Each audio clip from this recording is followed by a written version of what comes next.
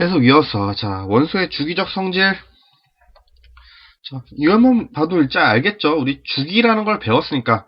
자, 원소가 같은 주기 안에서 어떤 성질을 가지고 있는가, 주기 단위 안에서 어떤 성질을 가지고 있는가 하는 게 이제 주기적 성질이 되겠고. 자, 그 중에 하나의 특징으로 지금 원자 반지름이 나왔대요. 자, 우리 앞서서 원자 반지름은 우리가 실제로 측정이 불가능하기 때문에, 그러니까 정의하기가 힘들기 때문에, 자, 전자가 존재할 확률 90% 또는 99% 안에 있는 녀석을 우리가 원자 반지름을 결정한다 그랬어요. 자, 그래서 원자 반지름을 결정하는 방법에 대한 이제 얘기가 나옵니다. 그래서 첫 번째, 자, 금속원소는 일단 이것만 볼게요. 금속원소는 인접한 원자핵 사이의 거리의 절반이래요. 자, 그리고 비금속원소는 같은 종류로 이루어진 이원자 분자의 핵간 거리의 절반. 자, 그리고 비활성 기체는 자, 고체 상태에서 인접한 핵간 거리의 절반 이렇게 된대요. 자, 그럼 이거 한번 수식을 한번 봐봅시다. 먼저, 자, 코발런트 레디어스에서 코발런트라는 거 우리 비금속 원소 생각하면 돼요. 비금속 원소.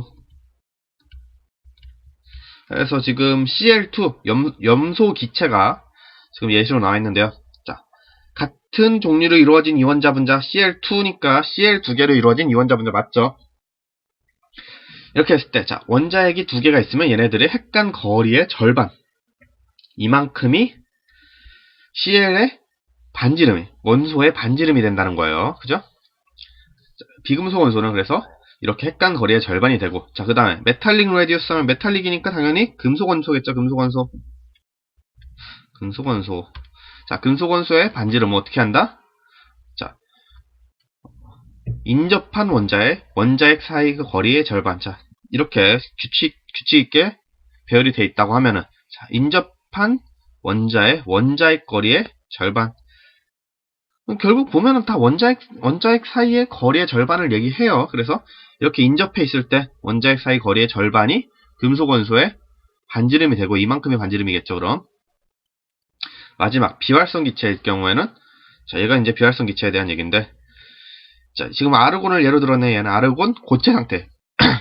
비활성 기체를 고체 상태로 만든 다음에 이 고체 상태의 핵간, 고체 상태가 되면은 이제 우리 원자끼리 딱 달라붙는다는 걸 우리가 알고 있죠. 에너지가 낮아지면서 원자가 규칙적으로 배열되게 되고, 규칙적으로 배열되다 보니까 딱 달라붙게 되는데, 이렇게 달라붙게 되었을 때 핵간 거리의 절반만큼이 비활성 기체의 반지름이 된다. 결국은 다 지금 핵간 거리의 절반이고, 이때 어떤 상태에서 핵간 거리의 절반이냐가 중요한 거겠죠. 금속 원소는 그냥 고체 상태에서, 그리고 비활성 기체도 고체 상태에서, 비금속 원소는 이원자 분자일 때. 자, 이렇게 생각을 하시면 됩니다. 자, 계속해서, 자, 원자 반지름에 영향을 미치는 요인으로는, 자, 유효핵전화, 우리 계속 얘기하죠. 유효핵전화. 그래서 같은 주기의 원소들은, 우리 앞서서 계속 얘기했죠. 같은 주기의 원소들은, 자, 원자 번호가 증가하면서 핵전화량이 증가하고, 그래서 이렇게 씁시다. 같은 주기의 원소들은 원자 번호가 증가하면서 원자 반지름이 작아진다.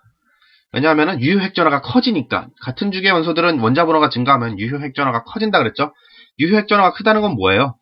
자, 뭐 나트륨을 예로 들까요? 나트륨을 예로 들면 첫 번째 전자껍질이 있고, 두 번째 전자껍질이 있고, 이제 세 번째 전자껍질이 제일 바깥쪽에 있으니까 얘가 원자 반지름을 결정을 하겠죠. 원자 반지름을 결정을 해야 되는데, 여기 있는 전자와 원자핵 사이에 미치는 정전기적 인력, 플러스와 마이너스니까 정전기적 인력이 존재할 거 아닙니까? 이 전기적 인력이 강해야 전자를 더 세게 끌어당길 테고, 세게 끌어당겨야 어떻게 돼요? 원자 반지름이 작아지겠죠? 자, 이런데 그러니까 그 정전기적 인력을 강하게 해서 유효핵전화가 강해야 되는데, 유효핵전화가 강해지는 경우는 어떻게 된다? 같은 주기일 때는 원자 번호가 클수록 유효핵전화가 커지니까 원자 반지름이 작아진다라고 우리가 기억을 하자는 거예요. 자, 그 다음은 뭐예요? 전자 껍질 수의 영향인데, 같은 족일 때는 어떻게 된다? 자, 주기가 커질수록 원자 반지름이 커진다. 이렇게 기억을 하십시오. 자, 이게 무슨 얘기예요? 주기가 커진다는 건, 같은 족에서 주기가 커진다는 건, 자, 리튬이 있고 수소가 있고, 자, 나트륨 이렇게 있으면 수소 같은 경우는 플러스 1가에 원자핵 중심에 껍질 하나 이렇게 있는 거고, 리튬은 플러스 3가에 전자 껍질 이렇게 2개 있는 거고, 나트륨은 플러스 11에 전자 껍질 3개 있는 거죠. 즉 당연한 얘기죠. 전자 껍질의 수가 많을수록 그 반지름이 커진다는 건 우리가 옷을 한 겹 입는 것보다 두 겹 입는 게 두껍고, 세 겹 입는 게 더 두꺼운 거니까, 마찬가지라는 거죠. 자, 껍질 수가 두터워질수록 원자 반지름이 커진다. 이렇게 이해를 하시면 되겠네요. 자, 그 다음에 얘기하는 건 뭡니까? 자, 전자 사이의 반발력이래요. 그래서 동일한 유효 핵 전하에서, 유효 핵 전하가 같다는 건 무슨 소리입니까? 여기서는 그냥 같은 원소라고 해결할게요. 원소라고 할 때 같은 원소에서 전자수가 증가할수록 전자 사이의 반발력이 증가해 반지름이 증가한다. 이건 뭐라고 생각하면 돼요? 이온의 경우가겠죠. 이온. 그래서 일단 좀 지우고 얘기를 할게요. 뭘로 얘기를 해볼까요? 나트륨 계속 하니까 리튬으로 합시다. 리튬 하면은, 자, 플러스 3가니까 첫 번째 껍질 있고 두 번째 껍질이 있겠죠. 자, 이렇게 있을 때 동일한 유효핵 전하에서, 자, 전자수가 증가해야 되니까 리튬 말고 우리 뭐 할 거야? 플로린 합시다. 플로린 하면 마찬가지 얘는 9번이죠. 원자번호 9번이고 2주기 원소니까 전자 껍질 하나 있고 이렇게 두 개 있는데, 그냥 플로린 상태일 때는 전자가 총 최외각 전자가 7개가 있어야겠죠. 6, 7 이렇게 있는데, 자, 이 7개의 전자를 뭐가 잡고 있는 거예요? 플러스 국가의 원자 핵이 지금 얘네들을 다 이렇게 끌어당기고 있다. 우리가 얘기를 할 수가 있겠죠. 전기적 인력으로. 자, 이런 상태에서 어떻게 한다? 전자수가 증가한대요. 전자수가 하나 딱 증가했어요. 전자수가 증가하면 어떻게 돼요? 이 플러스 국가의 이제 원자 핵이 전자를 하나 더 끌어야 되는 입장이 된다는 거죠. 이렇게 될 때는 어떻게 된다? 전자도, 자, 같은 궤도 안에 전자 수도 많아졌고, 그리고 원자 핵이 끌어야 되는 힘도 더 커졌으니까, 얘가 당기기에 더, 이제, 힘이 붙이겠죠? 그러니까 원자 반지름이 증가한다. 이렇게 생각할 수 있다는 거예요.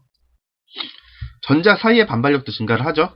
왜냐하면 7개 있는 데에서 8개로 증가했으니까, 마이너스 끼는 전자 사이의 반발력이 존재하니까, 이 힘에 의해서 전자 반지름이 커진다. 이렇게 이해를 하셔도 될 것 같습니다.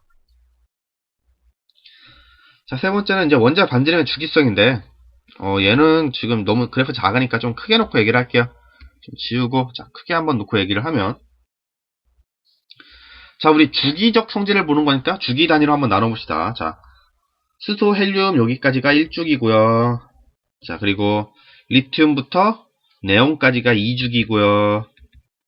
그 다음에 나트륨부터 아르곤까지가 3주기. 이렇게 되죠. 자, 주기성이 보입니까? 지금 수소에서 헬륨, 자, 같은 주기 안에서는 어떻게 돼요? 원자 번호가 증가하니까 지금 반지름이 계속 작아지죠? 이런 형태를 가지는 반면에, 자, 같은 주기에서는 원자 번호가 증가할수록 반지름이 작아진다. 쉽게 이해가 가고, 그 다음에 다른 주기일 때는 어떻게 돼요? 자, 수소하고 리튬은 같은 족이죠. 마찬가지로 나트륨도 같은 족이고 칼륨도 같은 족이죠. 같은 족끼리는 어떻게 돼요? 지금 1주기, 2주기, 3주기, 4주기. 주기가 커질수록 어떻게 된다? 원자 반지름이 점점 커진다 라는 거 우리가 쉽게 관측을 할 수가 있네요.